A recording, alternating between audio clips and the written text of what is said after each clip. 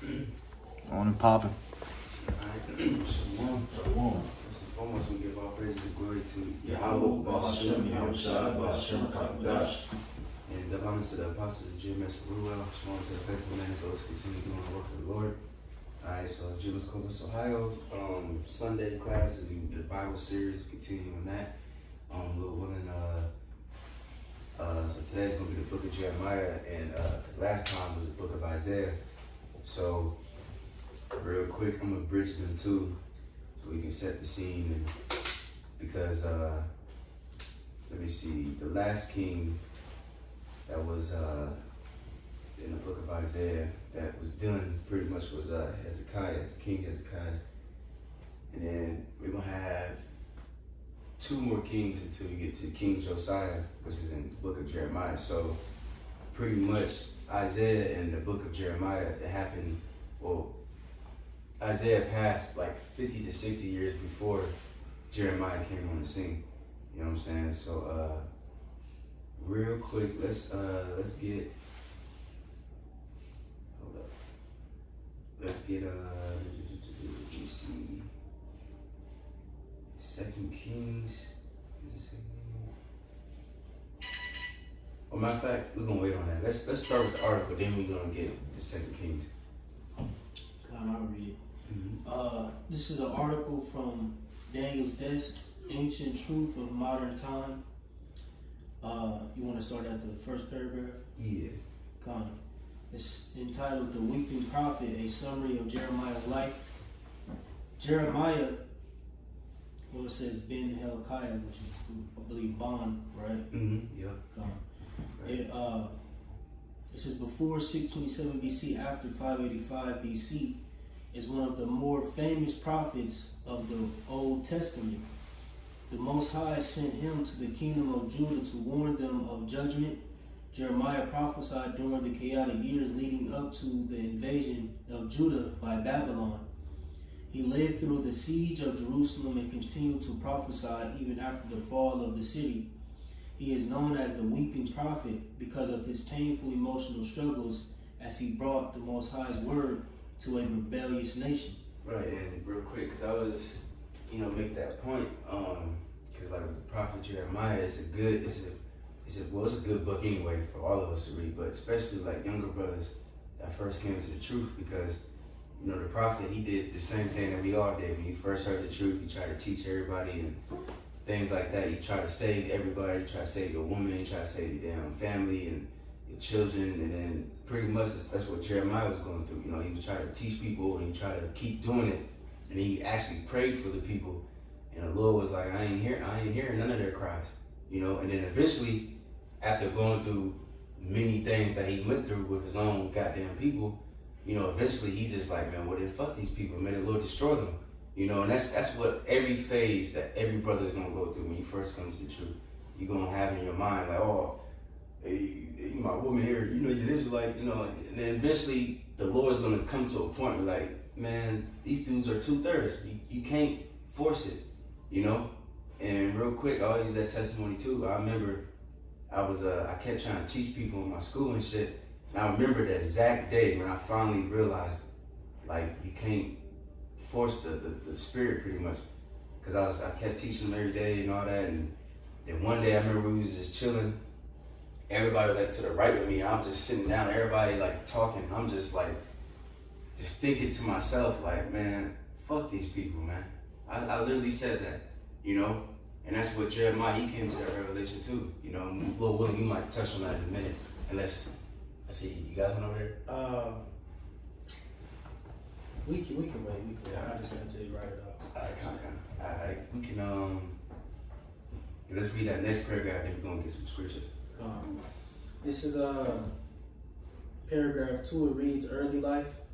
It says, Jeremiah was likely born during the reign of the evil king Manasseh. He was born into the priestly village of Anathoth, 3 miles north of Jerusalem. This priestly village contained members of the tribe of Levi, although it was located in territory owned by the tribe of Benjamin. Despite his priestly heritage, there's no indication that Jeremiah himself was ever a priest. Right, so real quick, let's back up a little bit, right? Mm-hmm. So, because it says Jeremiah, son or son of Hilkiah, right? So now, if you read, matter of fact, let's read that real quick, Jeremiah 1:1, just the first verse. We're going to go back to that in a minute, but just to show that Jeremiah was in the time of King Josiah. And also, can somebody get 2 Kings 22, and we start at 1. I got Jeremiah 1. We could read that Jeremiah first. Got Jeremiah 1. Yeah. And 1, it reads, the words of Jeremiah, the son of Hilkiah, of the priests that were in Anathoth, in the land of Benjamin. Right. We read verse 2 too. But real quick, he says the son of Hilkiah, of the priest. Right. So now in the Kings that we about to read in a minute, Hilkiah was the one that found the law. Now, some scholars say that they don't know if that was technically Jeremiah's father, but I mean, if you link it, it probably was his father. We don't know for a fact, but because they don't really specifically say, because they said that name was common back in the day. But most likely it probably was his father that found the law. You know what I mean? Because for a time, because what was his name? King, what was King Hezekiah's son name? His son? Yeah. I got you. I got the chart right here. His son would have been Manasseh, yeah. Yeah, Manasseh, right? And then his son reigned after them. They was wicked as hell. Yeah, Ammon. Right, Ammon, yeah. You see? And then pretty much the law, they didn't, by the time of King Josiah, they didn't have the law, so they eventually they found it. And then that's when he brought the reforms in Judah pretty much. And that's when pretty much the prophet Jeremiah started coming in the scene. You know what I'm saying? But you can read one more verse, and then we can get that 2 Kings. Ain't that in 22, right? Yeah. Okay, yeah. Mm-hmm. This is Jeremiah 1:2.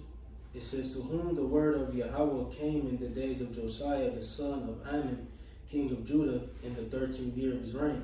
Right, so just to show right there that that's the time period when Jeremiah came in. So now, let's go 2 Kings. Matter of fact, you can actually start in chapter 21, just to set the scene of what's his name? I was just going to read in the NLT, the first verse. But real quick, you got it. Let's get 2 Kings 21. And let's start at you can start at 16. 2 Kings chapter 2, 2 Kings 21:16. Moreover, Manasseh shed innocent blood very much, till he had filled Jerusalem from one end to another, beside his sin, wherewith he made Judah to sin, in doing that which was evil in the sight of the Lord Yahweh. Because remember, before King Hezekiah, he was a righteous king. You know what I'm saying? But his son was utterly wicked. But you got it. This is now the rest of the acts of Manasseh, and all that he did, and his sin that he sinned, and they not written in the book of the Chronicles of the kings of Judah. Mm-hmm. And Manasseh slept with his fathers, and was buried in the garden of his own house, in the garden of Uzzah. And Ammon, his son, reigned in his stead. Mm-hmm. Ammon was 22 years old when he began to reign, and he reigned 2 years in Jerusalem, and his mother's name was Meshullemeth, the daughter of Haruz of Jatbah. Mm-hmm. And he did that which was evil in the sight of the Lord, as his father Manasseh did, and he walked in all the way that his father walked in, and served the idols that his fathers served, and worshipped them. Mm-hmm. And he forsook the Lord Yahweh, the power of his fathers, and walked not in the way of the Lord. And the servants of Ammon conspired against him, and slew the king in his own house. And the people of the land slew all of them that had conspired against King Ammon. And the people of the land made Josiah, his son, king in his stead. Mm-hmm. Now the rest of the acts of Ammon, which he did, are they not written in the book of the Chronicles of the kings of Judah? And he was buried in the sepulchre in the garden of Uzzah, and Josiah, his son, reigned in his stead. Right, so yeah, let's get a little backstory, you know what I'm saying? Now, because everything's bridging together, so now we got the king Josiah, the righteous king, he coming in, and now you can read that. Chapter 22. You can, Jake wanna read the NLC? Yeah, just because it kind of confirms that was his son, Hilkiah. Okay, This is Jeremiah 1:1. It says, these are the words of Jeremiah, son of Hilkiah, one of the priests from the town of Anathoth in the land of Benjamin. Oh, you say you read Jeremiah? Yeah. Oh, okay, come. Yeah, come, beautiful. That's beautiful. That's raw as shit, man. Hey, that's raw, because I never knew that, you know what I'm saying? That's beautiful, though. But you got more? No, that's it. I just wanted to read that. Alright, so now we can go to the 2 Kings 22. 2 Kings chapter 22 at the top. Josiah was 8 years old when he began to reign. Damn. And he reigned 31 years in Jerusalem, and his mother's name was Jedidah, the daughter of Adaiah of Bozkath. And he did that which was right in the sight of the Lord, and walked in all the way of King David's father, and turned not aside to the right hand or to the left. And it came to pass in the 18th year of King Josiah that the king sent Shaphan, the son of Azaliah, the son of Meshullam, the scribe, to the house of the Lord, saying, Go to Hilkiah, the high priest, that he may sum the silver which is brought into the house of the Lord, which the keepers of the door have gathered of the people, and let them deliver it into the hand of the doers of the work that have the oversight of the house of the Lord, and let them give it to the doers of the work which is in the house of the Lord, to repair the breaches of the house. Right. You can skip to 8. You can skip around a little bit just to get to the main points. Yep. Verse 8. And Hilkiah the high priest said unto Shaphan the scribe, I have found the book of the law in the house of the Lord. And Hilkiah gave the book to Shaphan, and he read it. And right, which is it's gonna say it in the article too, which they most likely found in Deuteronomy, because that's when what it's gonna say. But you got it. And Shaphan the scribe came to the king, and brought the king word again, and said, Thy servants have gathered the money that was found in the house, and have delivered it into the hand of them that do the work, that have the oversight of the house of the Lord. Right. And it just I'm just thinking too, remind me like of, in a way, like how these presidents are today, like how, you have a Republican, he got one view, and then a Democrat comes in next, and he like changes it completely. It's kind of like, in a way, because you like King Hezekiah and his son's son was, King Hezekiah, he was righteous, and his son was wicked, and his other son was wicked, and then so they just changed everything. Jake was going the hell off, and then this king Josiah came back in and brought back in righteousness. You know what I'm saying? So it's a lot of back and forth from the scriptures. You know what I mean? But you got it.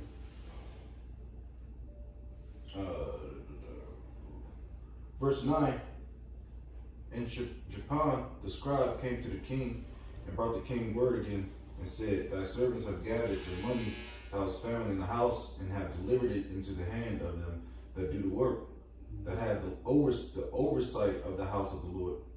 And Shaphan the scribe showed the king, saying, Hilkiah the priest hath delivered me a book. And Shaphan read it before the king. And it came to pass, when the king had heard the words of the book of the law, that he rent his clothes. And the king commanded Hilkiah the priest, and Ahikam the son of Shaphan, and Akbar the son of Mishiah, and Shaphan the scribe, and Azahiah, a servant of the king, saying, Go ye inquire of the Lord for me, and for the people, and for all Judah concerning the words of this book that is found, for great is the wrath of the Lord that is kindled against us. Because our fathers have not hearkened unto the words of this book, to do according unto all that which is written concerning us. Right, and we can stop there. Pretty much just to summarize the rest of the story, they went to a prophetess, you know what I'm saying, which we did have prophetess in the ancient world, but they wasn't on the highways and byways, you know what I mean? It wasn't nothing like that. You know what I mean? But they went to her and inquired of the Lord, and she pretty much gave a breakdown like, you know, the judgment is coming pretty much. You know what I'm saying? But so just to give a little backstory, you know, a little history on Jeremiah's father. So now we can go back to the article and continue.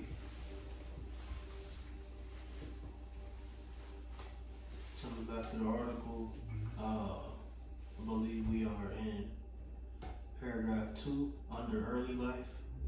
It says, in the year 627 BC, Jeremiah received a dramatic call from Yahweh, the God of Israel, to begin prophesying to the nation. While we do not know Jeremiah's age at this time, he described himself as a youth, likely in his late teenage years.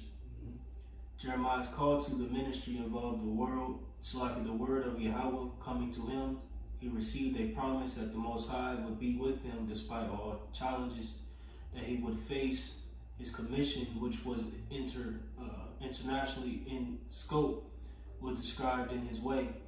Right. And it's going to quote the scripture. We might as well just get it real quick, because I want to get Jeremiah 1 anyway. So we can just go off back wherever you left off at. Okay, come. Jeremiah 1 and verses 3.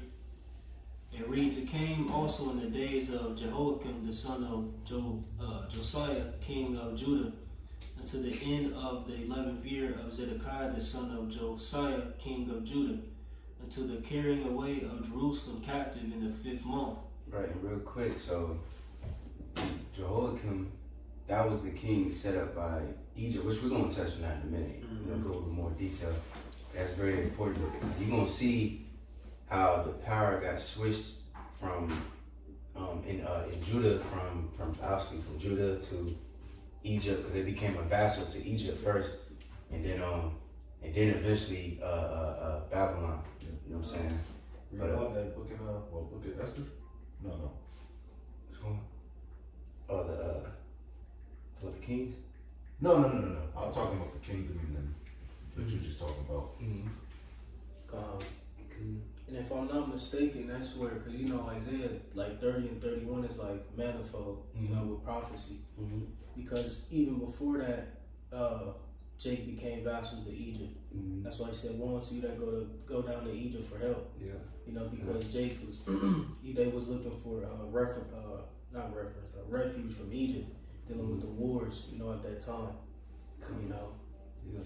And they carried all the way through up until we got was taken captive to the Egyptians. I mean, not the Egyptians, the Babylonians. You know, just for some history. Because that's the spirit I was going into that history. But continuing on, it says, it came also in the days of Jehoiakim, the son of Josiah, king of Judah, unto the end of the 11th year of Zedekiah, the son of Josiah, king of Judah, unto the carrying away of Jerusalem captive in the 5th month. Then the word of Yahweh came unto me, saying, before I formed thee in the belly, I knew thee, and before thou camest forth out of the womb, I sanctified thee, and I ordained thee a prophet unto the nations. Right. So of course, you know, this is the classic. You know what I'm saying? You know, that's what all of us, you know, through the Spirit. Probably if you are a man of the Lord, you was born of the Holy Spirit, just like it said of not just of Yahushua, but also of John the Baptist. You know, the wisdom. What it says is with the wise. We must well get a few on that real quick. Wisdom is with the wise in the womb or something like that. No, it's in Sirach. You know, whatever else precept Jake can think of. Because it's all predestined, you know, before we was even born, you know, before we was even thought. Like that's what older heads say. Like, you know, I was doing this before you was even thought of. You know, well, hey, the Lord ordained us to be prophets before even our parents was even thought of. You know. Whoever got it. I got you. This is Sirach 1 and 14. It says, the fear of Yahweh is the beginning of wisdom, and it was created with the faithful in the womb. Right, beautiful. It's created with the faithful in the womb. You know, it was edged in our existence. Even when we came out, you know, we wasn't. As soon as we came out, we wasn't in the truth. We still believed in bullshit Christianity or whatever doctrine that we was in. But still, the Lord preserved us. You know, we did our wickedness and we worshiped different idols, things like that. But the Lord preserved us, and He called us out of the flock of Israel. and ordained us to be separate, to be holy, to prophesy against this place. You know. I got a quick one. Proverbs chapter 2 verse 6. For the Lord Yahweh giveth wisdom, out of his mouth cometh knowledge and understanding. Hey, because again, well, that's beautiful because you got false prophets too. You know what I'm saying? And they wasn't ordained. As a matter of fact, can we look at that word ordained? Because you know what I'm saying, they wasn't ordained. This wisdom that we have, it has to be given from Yahweh. If it's not, then you can't buy it. You can't study enough for it. Because there's a lot of people out there too that are really diligent and study, and they actually know some shit, but still they don't have the Holy Spirit. Because that's what you need, the Holy Spirit to understand, to truly understand the scriptures. 100%. Can I finish verse 7? Verse 7. He layeth up sound wisdom for the righteous. He is a buckler to them that walk uprightly. Just referring back to what the Taquan said. He said there are false prophets out there that's feeding you some bullshit, you know? And people listen to it because they didn't, like I said, they don't have the Rakaka Dash, the spirit. So I got one. Luke 170, just to back up the point concerning, the prophets were sealed, long ago. This is Luke 170 says, as he spake by the mouth of his holy prophets, which have been since the world began. So Jacob was ordained even prior to being in the womb, really. You know what I'm saying? Since the beginning of time. When the Lord, started creating, he had his prophets set up. Those choice spirits ordained to, be prophets on the planet Earth. That's crazy to think about. That's why it's such a fearful thing when you in this thing. You know what I mean? Because you don't know if you're gonna make it or not. You know what I mean? But that's the principle is having that fear of Yahweh Shem Shai to keep this thing going, man. Good. Did we look at a word? Ordained? Yeah. Yeah, I got you. This is ordained in the online etymology says to appoint or admit to the ministry of the church, to decree, and that it says place in order, arrange, prepare, consecrate, designate. Right. He said decree, right? God. That's like a king. Kings in the ancient world, they would make a decree. You know what I mean? And it would be like pretty much like an order. This is what's going to happen, and that's what the Lord do. He does that for everybody, not just the prophets. Like, okay, this person he gonna be a 2/3. This person he gonna be a heathen. He gonna be a king. He can be, everybody's lot or position is already determined in the heavens. You know what I'm saying? And we just come on the earth and just play everything out.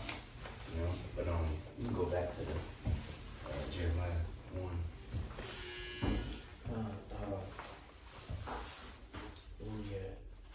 Also too, one more point, and just other little examples. If you read like Samson, how like when the angel went to the parents and he told them that this is what he gonna do when he goes over there, he gonna deliver. Yahushua is another example. So on and so forth. The angel will like, your son's gonna do this and that. Just for another example that everybody's predestined. You know what I'm saying? But you got. I got one more example.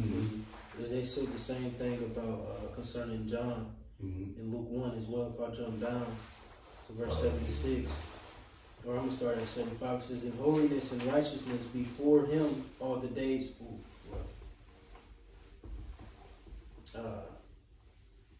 is speak?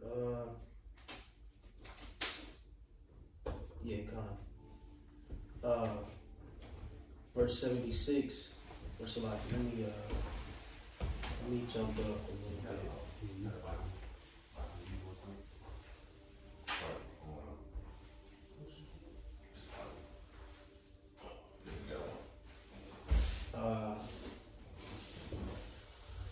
Let me start at 73.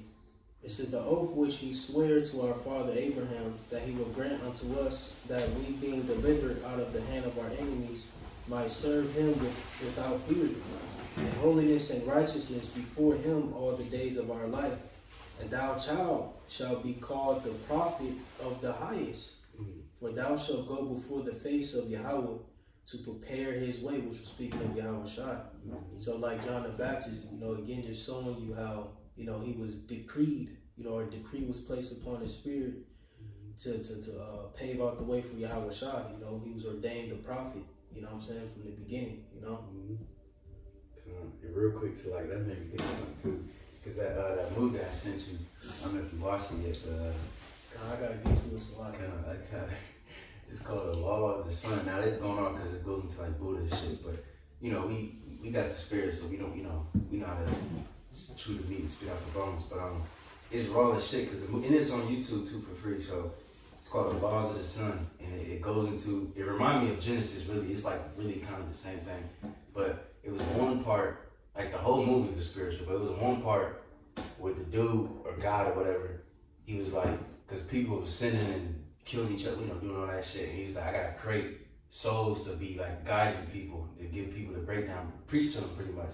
And he created these souls, and then he threw them and took them to the earth, and then gave them a commandment like you're gonna teach the people, so on and so forth. And that's who knows exactly how the Lord did it.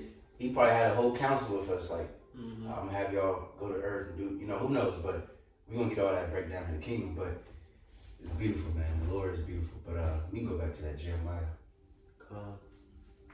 Jeremiah 1 in verses 6. It says, Then said I, Yahweh God, behold, I cannot speak, for I am a child.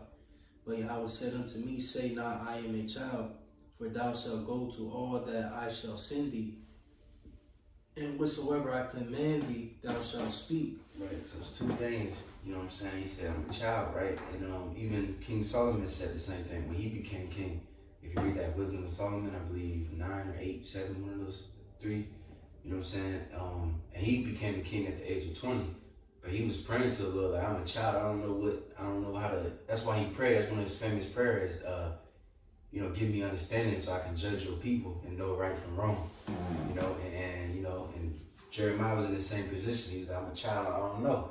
But the Lord, he works in mysterious ways, as he said. He could have chose an older man that more knowledgeable, but he wanted Jeremiah to go do it. You know what I'm saying? And also he said, whatsoever I command thee, thou shalt speak. That's another thing that's very, very important with this doctrine. You can't teach what we want to teach, our opinion and all that bullshit. We gotta teach the word as you're supposed to teach. He said the same thing to the prophet Ezekiel. He said, I'm gonna put my words into your mouth. But you got it. It reads in verses 8, Be not afraid of their faces, for I am with thee to deliver thee, said Yahweh. It says, Then Yahweh put forth his hand and touched my mouth. And Yahweh said unto me, Behold, I have put my words in thy mouth. See, I have this day set thee over the nations and over the kingdoms, to root out and to pull down and to destroy and to throw down, to build and to plant. Right, see, so that's the power of a prophet, It says, I set you over the nations, over the kingdoms, to root out and to pull down. That's what we're doing right now. Even to this day, we prophesying the downfall of all these different nations, which if you read Jeremiah, Isaiah, things like that, they cussing out Moab, they cussing out Elam, it's cussing out Babylon, it's cussing out everybody. That's what we doing. We saying America's gonna fall, but we also saying Russia, Iran, all them motherfuckers gonna fall. We just telling them their downfall. We pretty much chanting them down, and it says to build and to plant. And what are we building? We building spiritually the kingdom of heaven. We're not literally building houses so we can, we planting it by just speaking the words of the Lord, and we speaking it into existence. Well, that's what the Muncher cats want to do. They want to build communities and shit. Yep, that's why they gonna die, man, cause that's not the will of the Lord. You know what I'm saying? But okay, that was it. You can keep going. We just finish off the chapter. It's like I was thinking of precept on Ezekiel, but that's cool. Jeremiah 1 in verses 11 it reads, Moreover, the word of Yahweh came unto me, saying, Jeremiah, what seest thou? And I said, I see a rod of an almond tree. Then said Yahweh unto me, Thou hast well seen, for I will hasten my word to perform it. Now, real quick, what does that almond tree represents? All right, if you look up real quick, let me pull it up. If you go into almond trees, they are like one of the first trees to bloom during the spring. I'm gonna read it real quick, just a simple Google search. It says almond trees are among the first trees to bloom in early spring, or it's like the first deciduous trees, if I'm pronouncing that word right, to bloom in early spring, often found between late January and mid-February before the leaves appear. Let me see if I need anything else. Let me go down here. It says symbolism, often called the wakeful tree from the Hebrew, shaped because it is first to stir from winter. So pretty much, the Lord was going to make a quick work. You know, He's going to make His word be performed quickly. You know what I'm saying? That's what pretty much it was representing. You know what I'm saying? But I'm gonna just one more point, because just like in how we went to the book of Isaiah, with Isaiah's son, remember his name means pretty much to make a quick work or something, whatever. You know, so this is another example of that. You know, the Lord's just making it perform it quickly. But you guys, sorry. Oh, that's why the days are going faster. The weeks, man. It seemed like it was damn Monday yesterday. Yeah. But I mean, Esau's the devil because he's trying to do that daylight savings times and all that bullshit, which happens once every year. But around this time too. But that's how this place is going down, very quick. All right, they said this place is gonna go down in 1 hour, man. That's fast, you know. It took since 1776. Well, prior to that, for this kingdom to be built up, but it's gonna crumble in an hour, bro. That's funny.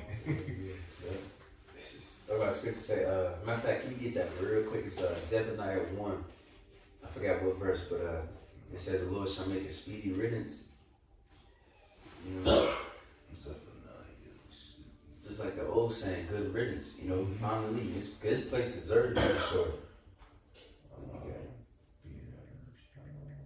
I think it's like right after 14, I know it. Okay. I got you. Oh yeah, I got it.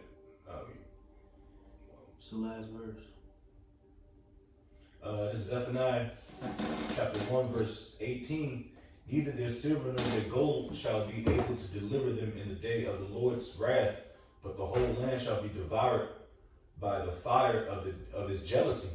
For he shall make even a speedy riddance of all them that dwell in the land. Right. Be devoured by that fire, the thermonuclear missiles, and also that chariot fire. All right, and it's going to make a speedy riddance. You know, we look at that word riddance in online etymology. It says the cleaning out, removal, clearance, demeaning a deliverance from something superfluous or unwanted. And this place is unwanted. Let me see. That's happening every day. People are getting fed up with this fucking place. It ain't no longer that tender and delicate place everybody wants to visit. No, niggas trying to get up out of here, man. Pursuant to Isaiah, the 13th chapter. You know, these heathens, they're going back to their lands, man. And one more, it says I'm gonna go into the root of the word, which is rid, which says clear, set free, save, to be freed from. You know, that's exactly what we need. We need deliverance, all right. But cause yeah, that's a video. I gotta do a video on that. Cause once the Lord rid this place, you know, rid the world of evil, then we can be saved. But if the Lord don't destroy this place, we ain't gonna be saved. There's no, you can't skip that. You know what I'm saying? We're gonna continue to be wicked and going into sin. You know. But we can go back to Jeremiah. We got some more. Jeremiah 1 and where we at? Verses.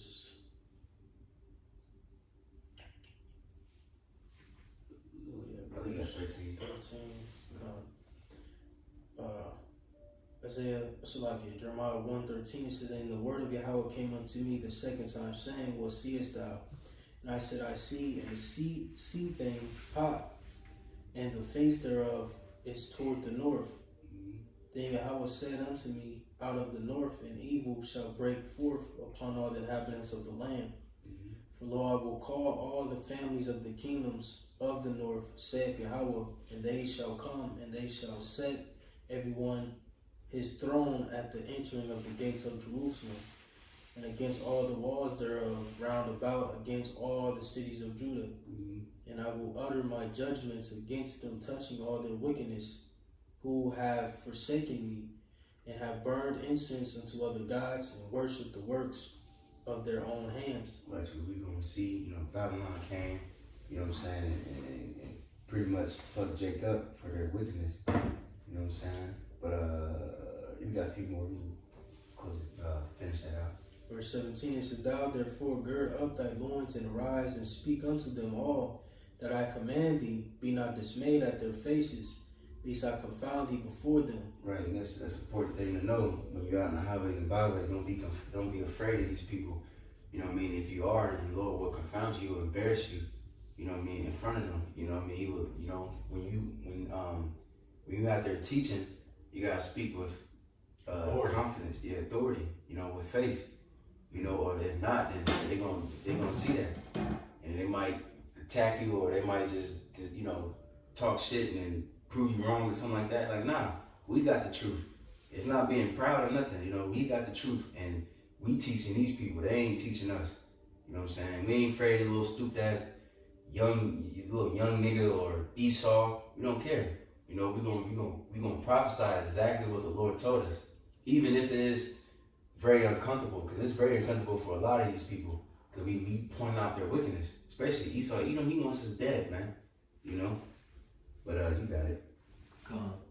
Jeremiah 1:18, it says, behold, I have made thee this day a defense city, and an iron pillar, and brazen walls against the whole land, against the kings of Judah, against the princes thereof, against the priests thereof, and against the people of the land. And they shall fight against thee, but they shall not prevail against thee, for I am with thee, saith Yahweh, deliver thee. It's like Yahweh to deliver thee. Right, so this is just, Jeremiah, when he began his calling, you know what I mean? But he said what? That they gonna fight against you but not prevail. Can we get real quick, the gates of hell should not prevail against you, Peter, upon his rock. Because that war is coming, like I said earlier, we had prophesying against these people, and they hate it. Esau, specifically too, he gnashing upon his teeth, wanting to really wipe us out. But the Lord is going to protect us. He ain't going to prevail against us, You got it. Matthew 16:18 says, and I say also unto thee that thou art Peter, and upon this rock I will build my church, and the gates of hell shall not prevail against it. Right, the gates of hell shall not prevail against this church. We're gonna have the victory at the end. They're gonna try to round us up and chop our heads off, and they're gonna get certain brothers, but the Lord's gonna lift up a standard and deliver us. And then He's gonna give us the neck of our enemies. Got a quick one? Real quick. Psalms 91, at the top. He that dwelleth in the secret place of the Most High shall abide under the shadow of the Almighty. I will say of the Lord, He is my refuge and my fortress, my power, in Him will I trust. I don't want to keep going, but surely He shall deliver thee from the snare of the fowler and the noisome pestilence. All right, that says destruction that's about to come up. Esau's wrath that's read about in Revelation 12 chapter. He's going to get his choice men up out of that. Even if we have to fucking get our heads chopped off. Let me see. When you go back to the article, you can skip that scripture because we already read that. You just read the right under that Jeremiah 1:10. Jeremiah 1. What's the like? Okay, you said right under that? Yeah. Okay. Again, under early life, we in the fourth paragraph. It reads, says, this was confirmed by two visions Jeremiah saw an almond branch which through a play on Hebrew words, indicated that the Most High was about to fulfill his word. He also saw a kettle of boiling liquid tilting dangerously on the side and leaning toward the south, an indication of the coming of Babylonian destruction that would descend on the kingdom of Judah from the north. Josiah was king at this time, and he can assume that Jeremiah quickly involved himself in the reforms that Josiah was organizing. This included in 622 BC, the finding of the lost book of the law, likely the book of Deuteronomy, in the temple complex. See 2 Kings 22 and 8. And real quick, just to get that word, reforms is intentional changes designed to improve a system, law, organization, or behavior by removing faults, abuses, or errors. They did that when they, found the law, which we already went through. But you got it. It says societal opposition. It says despite Joash's attempts to reform the people from pagan worship, Jeremiah's ministry was marked by opposition. Josiah himself was killed in battle in 609 BC. From that point on, Jeremiah faced both cultural and royal opposition that steadily intensified. Right, so real quick, because we already went through this history a little bit when we was going through the Kings and Chronicles and things like that, but let's touch on it again just so we can see what's going on during the time of the book of Jeremiah. So real quick, we can just, I think it's 2 Chronicles 36, but first, let's read, I put an article in the Telegram, let me see. It's the last one I put, the Battle of Megiddo. Somebody can read that from the top.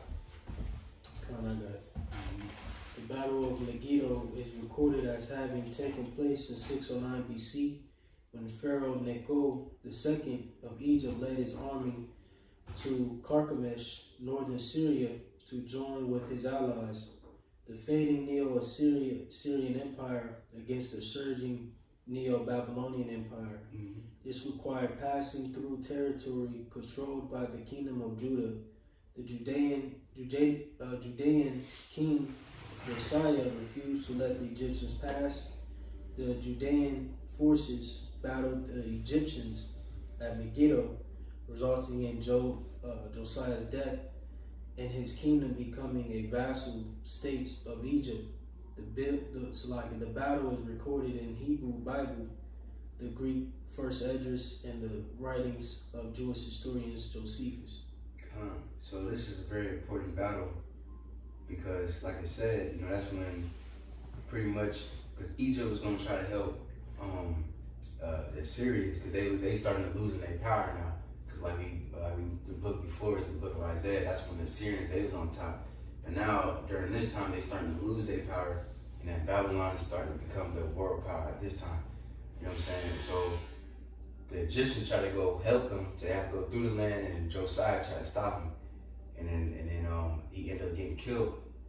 And then the Pharaoh king made his son a vassal king and made him tributaries, you know what I'm saying? And what's it called? Eventually after that, you know what I'm saying, they still end up losing, you know what I mean? Because Babylon, which we're gonna touch on that too, but Babylon, that was prophesied in Jeremiah 46, how Babylon pretty much destroyed Egypt. And then that's when really your boy, the Syrians really lost their power, in that area, on that whole area, the Levant area where Israel and Lebanon and all that shit is at, you know what I'm saying? But let me see, what did I call it? That's right? History. Okay, Just so Jake know where this account is at. This is First Esdras 1, and this pretty much taps into a lot of the works of Josiah. Him getting things in order, reestablishing the Passover, so on and so forth. But it also mentions the war and his death in this passage. And I'll just read a little bit. It says, First Esdras 1 and 25. It reads, it says, "Now after all these acts of Josiah, it came to pass that Pharaoh, the king of Egypt, came to raise war at Carchemish upon Euphrates, And Josiah went out against him. But the king of Egypt sent to him, saying, What have I to do with thee, O king of Judah? It says, I am not sent out from Yahweh God against thee, for my war is upon Euphrates. And now the Lord is with me, the Lord is with me. Hasten me forward, depart from me, and be not against the Lord. Howbeit Josiah did not turn back his chariot from him, but undertook to fight with him, not regarding the words of the prophet Jeremiah spoken by the mouth of Yahweh, but joined battle with him in the plain of Megiddo. And the princes came against Josiah. Then said the king unto his servant, Carry me away out of the battle, for I am very weak. And immediately his servants took him away out of the battle. Then got he up upon his second chariot, and being brought back to Jerusalem, died, and was buried in his father's scepter. So just because it referenced First Esdras, so for whoever may be watching or new believers, where this account is at, but that's pretty much the point. Let's get just because what you just read, did it mention the king after Josiah? I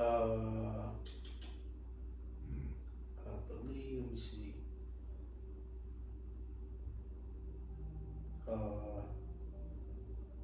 Yeah, I think so. I can read a little more. Yeah, because I was gonna read Chronicles, but if it's in there, we can just read it off there. Yeah. Okay, I'll read through the 34. If it's what you like, verse 32, it says, and in all Jewry they mourned for Josiah. Jeremy the prophet lamented for Josiah. And the chief men and the women made lamentation for him unto this day. And this was given out for an ordinance to be done continually all the nation.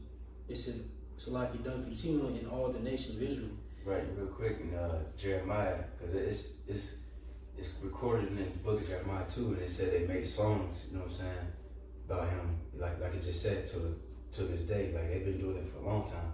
That he was very loved. But you got it. It says, these things are written in the book of the stories of the kings of Judah, and every one of the acts of Josiah that Josiah did, and his glory and his understanding in the law of the Lord, and the things that he had done before, and the things now recited are reported in the book of the kings of Israel and Judah. And the people took Jehoiakim, the son of Josiah, and made him king instead of Josiah his father, when he was 23 years old. What was that? I could keep going. Yeah, because they mentioned Egypt, because when they took him down, because I know that king got replaced. Right, and that's I believe Joaz, right? It's gonna keep going. Yeah, It says, how you pronounce it? Jehoaz. Jehoaz. Damn. Jehoaz. Oh, they kind of like that. I believe it, Jehoaz, or Shalom. I think that was like one of his other names. But you continue to read in verses 35. It reads, it says, and he reigned in Judea and in Jerusalem 3 months, and then the king of Egypt disposed him from reigning in Jerusalem. Right, just like similar how like you see today, like how America's doing, like Venezuela. I don't like that king. No, you ain't listening to anything I'm doing. I'm gonna dispose of you. Now I'm gonna set up another king. This is, that's in my interest. He's in my back pocket. So what I'm saying, that's pretty much what he did, and pretty much that's how Judah became a vassal state at that time. I believe it was multiple times, but at that time with that king. But you got it. It says, and he set a tax upon the land of 100 talents of silver and 1 talent of gold. The king of Egypt also made King Jehoiakim his brother king of Judea and Jerusalem, and bound Jehoiakim and the nobles of Zerakis his brother, his brother he apprehended and brought him out of Egypt. 5 and 20 years old was Jehoiakim when he was made king in the land of Judea and Jerusalem, and he did evil before Yahweh. You got more? It goes into all that. Pretty much this whole chapter. Matter of fact, let's that's on you. Yeah, let's come back to that because I believe it's gonna go back to it's gonna go into Babylon and all that. Yeah. You know what I'm saying? We go back to that. Let me see. So now we can go back to the article and continue there. Under societal opposition, paragraph 2. It reads, although the details are hazy, there was a plot to kill Jeremiah that was launched from the hometown of Anathoth, likely by the priests who preferred pagan rituals to the pure worship of the Most High. See Jeremiah 11 and 21.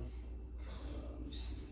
I can do that real quick just to get Jeremiah 11:21 says, therefore, thus saith Yahweh, the man of Anathoth, that seek thy life, saying, prophesy not in the name of Yahweh, that thou die not by our hand. You know what I'm saying? Just see people getting mad at Jeremiah, and eventually they're going to throw him in a dungeon. But we can get that in a minute, but you go, keep going. It reads, so I can go back. Paragraph 3 says Jeremiah's ministry likely produced much of his friction because of his direct challenge to the people against their pagan practices in his most famous sermon, the Temple Sermon, which was preached in front of the gate of the temple in Jerusalem. Jeremiah called out the people for hypocritical actions, idolatry, and false religion.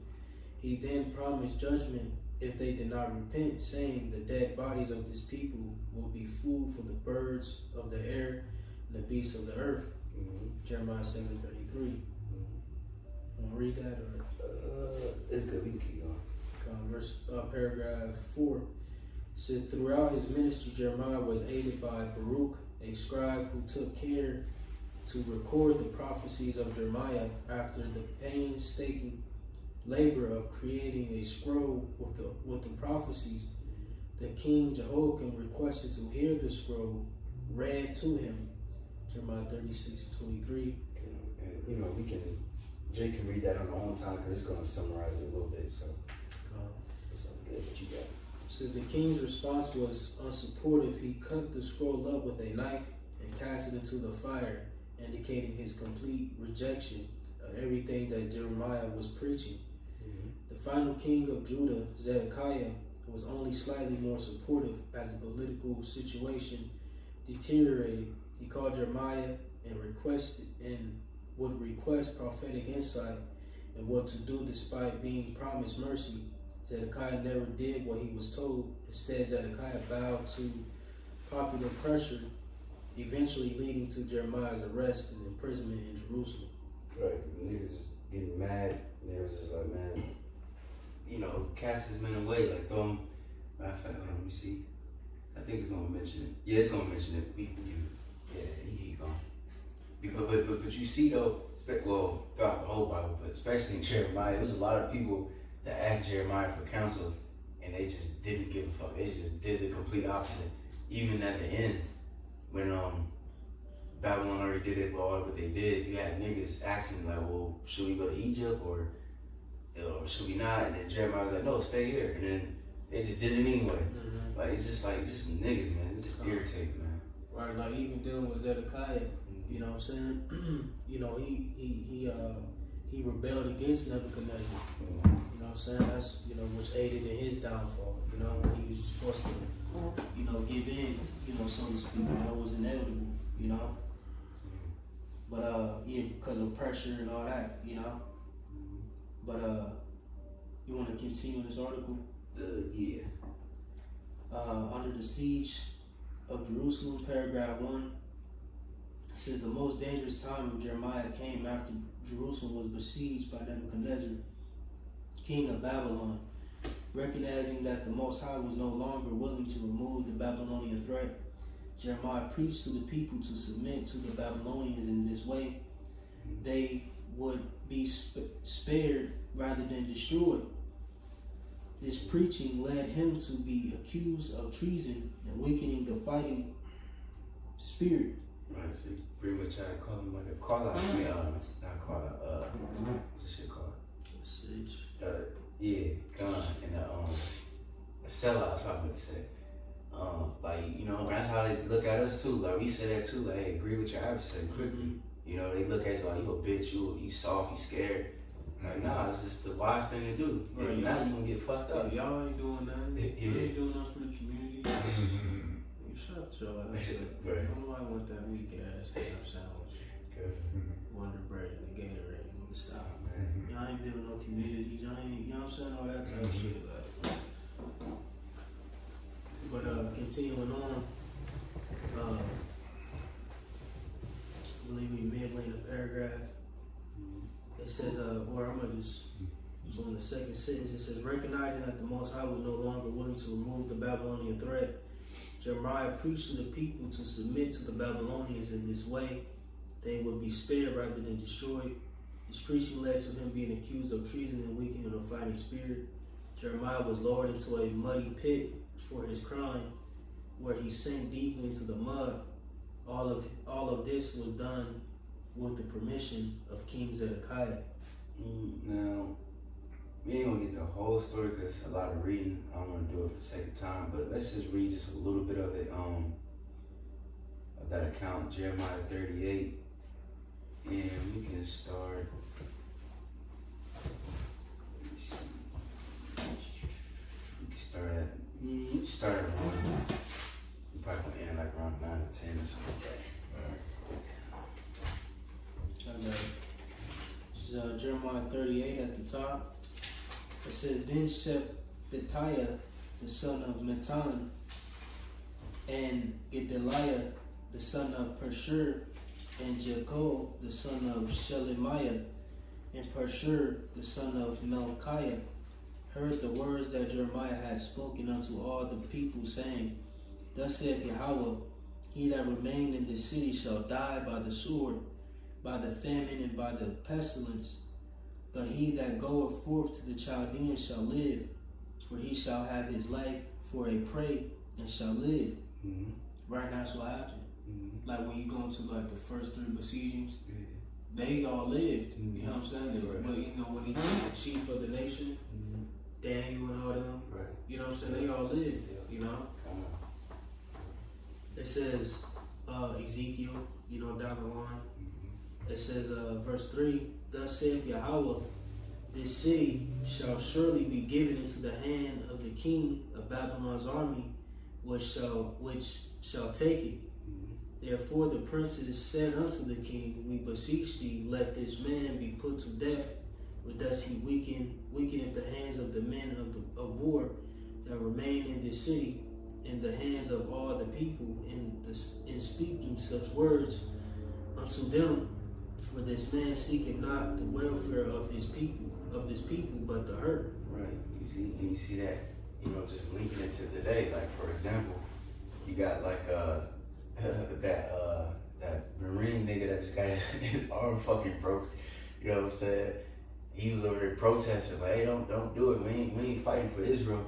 And then they like, oh, now you gotta get this nigga out of here, cause they want what's shit called patriotic type of spirit back, so people can fight their war. And that's how these niggas was. 2/3 niggas just acting just like heathen. They wanted niggas to be, nah, fuck that. We gonna fight for our land. But the prophet Jeremiah, was the word came to him, he said, no, don't do it. You know, but hey, of course niggas didn't listen. They got fucked up for it. You see, but you get a little bit more. Verse 5, it says, then Zedekiah the king said, behold, he is in your hand, for the king is not he that can do anything against you. Mm-hmm. Then took they Jeremiah and cast him into the dungeon of Melchiah the son of Hamelech, that was in the court of the prison. And they let down Jeremiah with cords, and in the dungeon there was no water but myrrh. So Jeremiah sunk in the myrrh. Right. You Some know, fuck shit, man. right through. That shit crazy. But we could read, but it's gonna summarize it anyway, so we can just go back to the article. You know what I'm saying? But yeah, that shit, I can just imagine how he just, you know what I mean, just sinking slowly and shit, man. That shit, damn, that probably stunk in there, and this is a hard condition that he's going through. Imagine if Jake going through that shit. You think when some of us get locked up, we gonna be in the best fucking prison? Nah, we're gonna be in some horrible conditions. But Lil Willie, we gotta endure that. And endure so I can feel like I was saying it wrong. But yeah, and the Lord eventually delivered him out of that. But you got it. Mm-hmm. Going back to the article.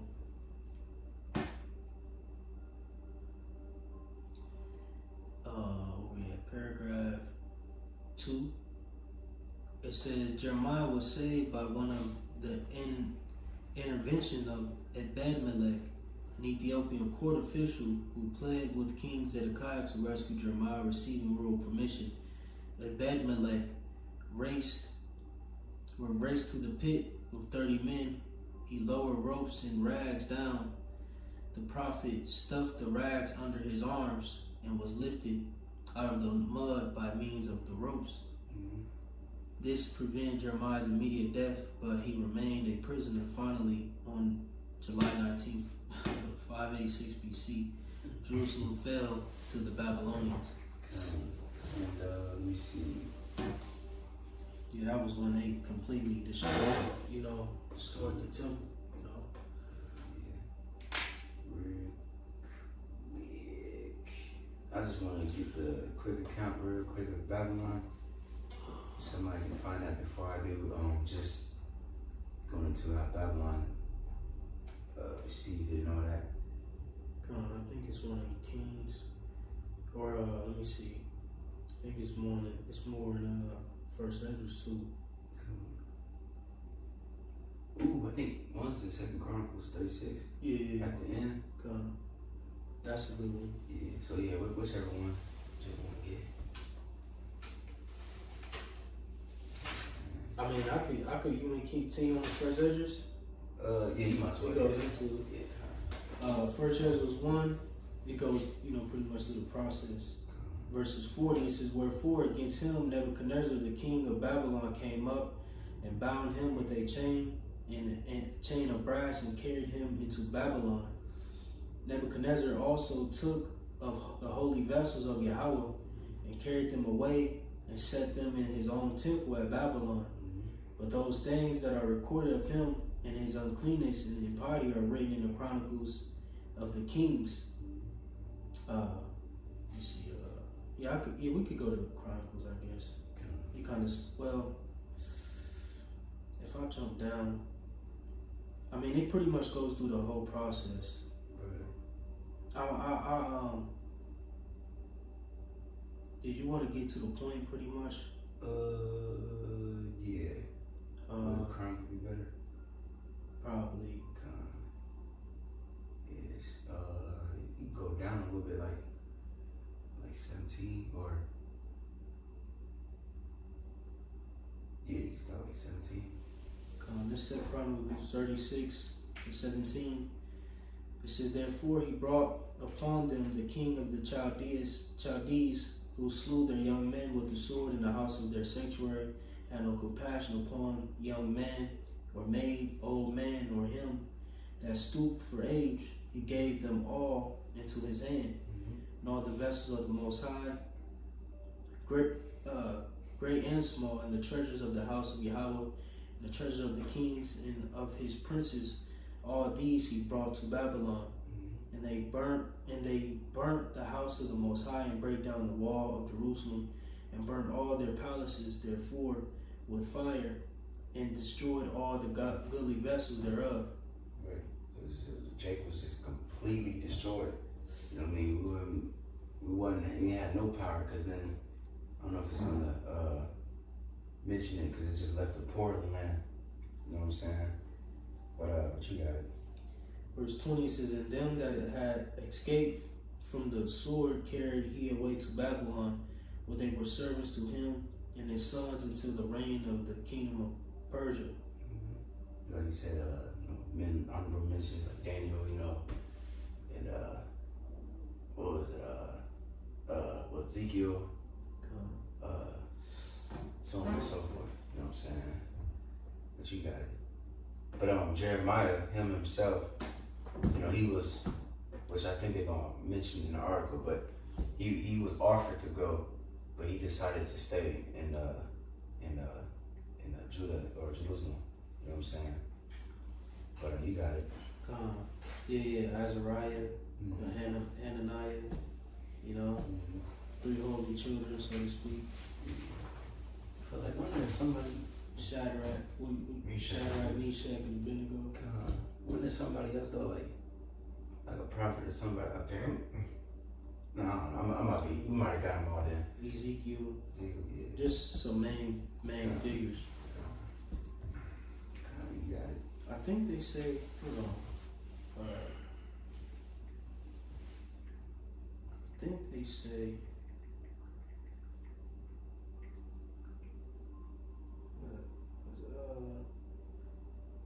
Okay, I could be tripping. It kind of sounds good. You got it. I think was he done with that? Come. Okay, come. We go back to the article. Okay. It reads paragraph. We're at ministry. Yep. Ministry after the siege. Paragraph 1. It says Jeremiah was known to Nebuchadnezzar, who thought highly of him because he had counseled the people to surrender. When the city fell, Nebuchadnezzar instructed his officers to rescue Jeremiah from prison and give him liberty to live in the land. While all the leading citizens of Judah were deported back to the Babylonian heartland, the poorest people in the land were allowed to remain. Jeremiah was given his liberty to continue living with them, which he did, yet as political instability continued to rock the region, including the assassination of the Babylonian governor, the populace began to consider migrating to Egypt in order to avoid being under the rule of Nebuchadnezzar. They eventually formed a delegation, and the group asked Jeremiah whether they should go to Egypt. Jeremiah consulted with the Most High, asking for direction for the people. The Most High answer was clear: they should remain in the region and should not travel to Egypt. On receiving this answer, the people promptly accused Jeremiah of prophesying for his own benefit and prepared to leave for Egypt, taking Jeremiah probably by force along with them. What's that in like Jeremiah 25 or 29? I'm just thinking of the account. Not for sure. So, it might be. I think it's 25. Maybe.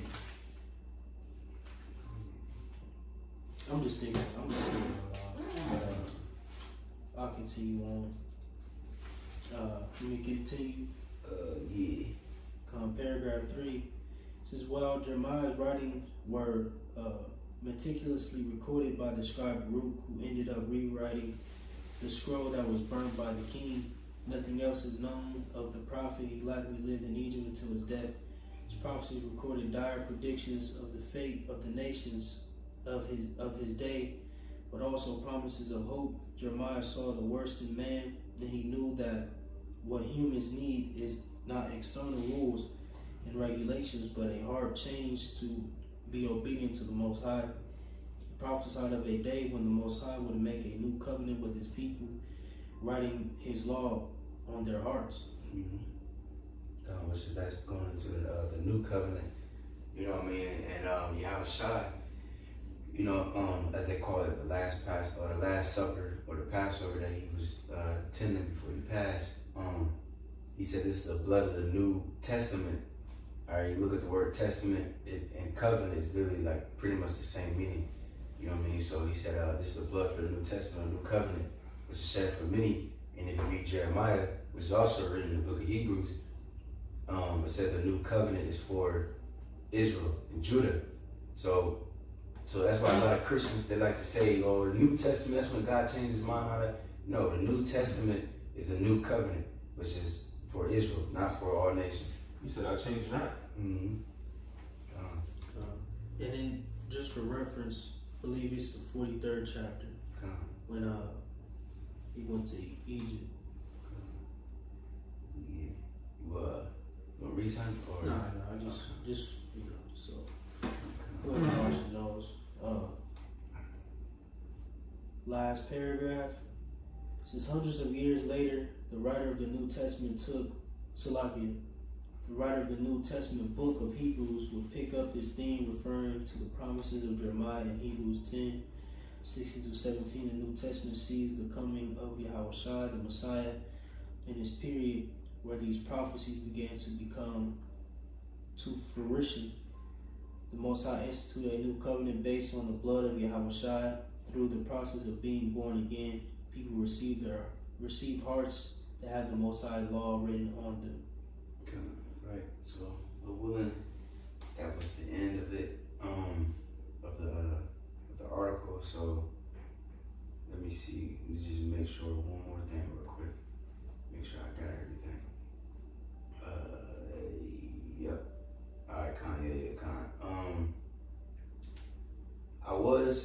I kind of skipped a part which we already discussed on when we was going through the Kings and Chronicles, things like that. So we don't gotta go through it. But Jake are interested because that Jeremiah 46 was he was prophesying against Egypt, because we was talking about the transfer of powers and stuff like that. So when Egypt pretty much made Judah a vassal state, then after they tried to go help the Assyrians, they lost. Babylon destroyed them, and then that's when the Assyrians lost their power all in that area. That's when Babylon, that's when they eventually came over and all that good stuff. But if you want more details on that, it's an article called Nebuchadnezzar Fails to Conquer Egypt. So Jeremiah's prophecy was updated, which they was kind of going off on that. But it says the Torah.com, because the prophecy wasn't updated. Everything was true. But anyways, if you go into that article, it goes into the Jeremiah 46, and it also goes into the Babylonians account too, on how they, destroyed Egypt and all that good stuff. So, but that's pretty much the point. Anybody got anything?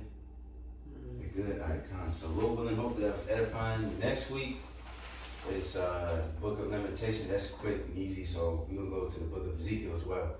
So, so Lord willing, hopefully that was edifying. We give our praise and glory to Yahweh, Ba'ashem, Yahushai, Ba'ashem, Hakadosh. We're going to the Apostle, Mr. Luel, and show on to the faithful next to the Lord.